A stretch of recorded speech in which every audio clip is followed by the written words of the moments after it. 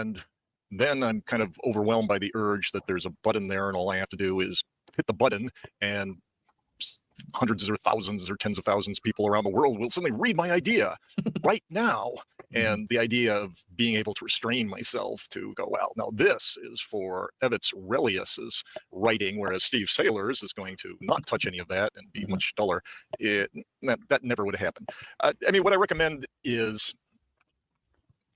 that if you're starting off as a controversial opinion journalist, why not go with a Mark Twain, Lewis Carroll type pseudonym? I mean, rather than one that's obviously you just made up, like Delicious Tacos or Mencius Mold Bug or something like that, Bronze Age Pervert. Why don't you just pick out a name?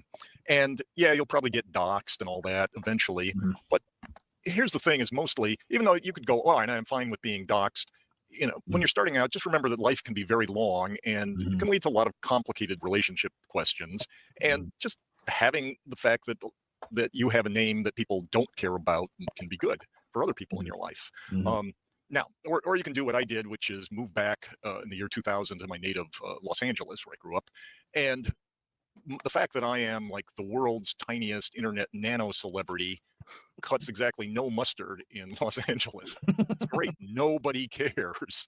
You know, I'm not Robert Downey Jr. I'm not Timothée Chalamet. If you're not, you're nobody here. And that makes my life quite pleasant.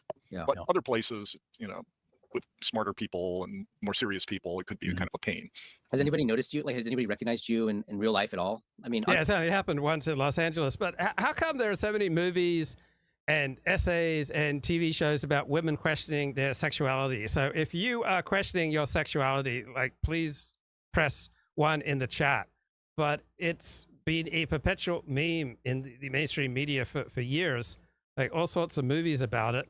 And now we got a new one. Am I Okay? Dakota Johnson's Delayed Awakening. The actress plays a 32-year-old woman who starts to question her sexuality in a Max film, and you'd never guess in which direction she apparently questions her sexuality. Yes, she starts to think that she might be gay. Whoa! Why hasn't anyone ever plowed this brand new terrain before? I mean, this is brave. This is exciting. Just to think, finally, we've got a filmmaker and a TV channel that's brave enough to question, like, a woman's questioning sexuality. You know, is she really gay? So Dakota Johnson seems to do, you know, a whole bunch of these like sex obsessed movies. But what are the movies celebrating men questioning their sexuality and realizing that they're heterosexual, or men exploring their sexuality? So Jeannie Buss, right? She posed nude for Playboy in her 30s, and she said because she wanted something like explore her sexuality. It just seems so bizarre that you would like publicly get naked to explore your sexuality. Like, I'm trad. Like, I'm old-fashioned. Right? I think if you want to explore your sexuality, like, get married to somebody of the opposite sex. Have I heard of Israeli psychologist Yaakov Ophir and what he has to say about ADHD? No. Women should explore cookbooks, God forbid. Famous Hollywood actors' kids are saturated. Boy. I mean, all these different movies, TV shows, themes, just celebrations, women exploring their sexuality. It gets to be a little tiresome. Okay, let's get a quick summary of the news. Left you no choice. You must first secure the border and secure it now. Biden's executive action on the border is ridiculous. What was that?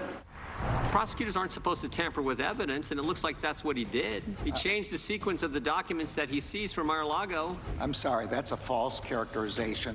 The Attorney General under oath. It took being branded to actually wake up and get back to reality and literally snap back to my former self. Escaping a sex cult. The Get It Together series continues. Endless money, sex, and power. Plus, I want the truth! You can't handle the truth! Sex and power. o'clock.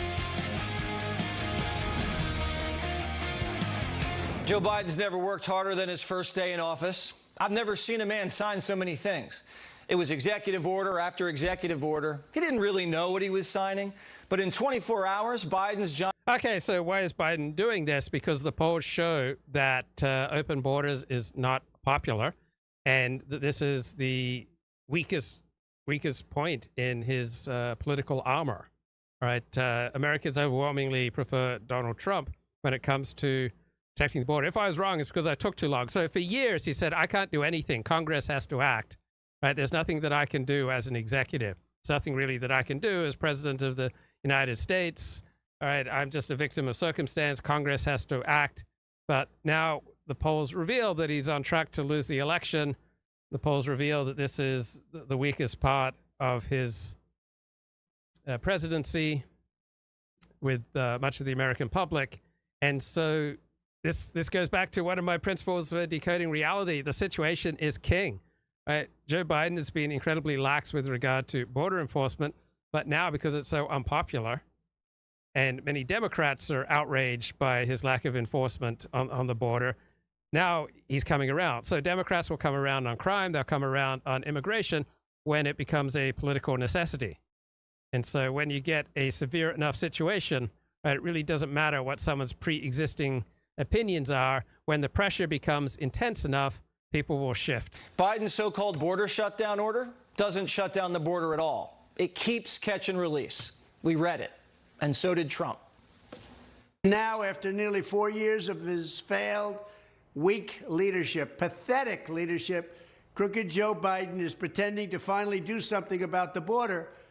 But in fact, it's all about show because he knows we have a debate coming up in 3 weeks. The truth is that Joe Biden's executive order won't stop the invasion. It's weak and it's pathetic. It will actually make the invasion worse. Millions of people a year will continue to pour across our border and be released into our country.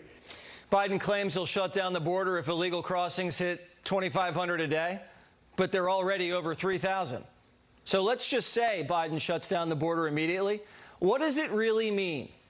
It means this.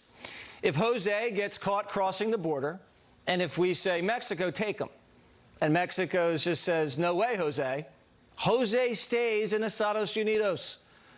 Biden has no deal with Mexico. They just elected a new president yesterday. She's brand new.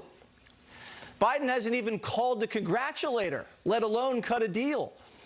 There's no plan to deport anyone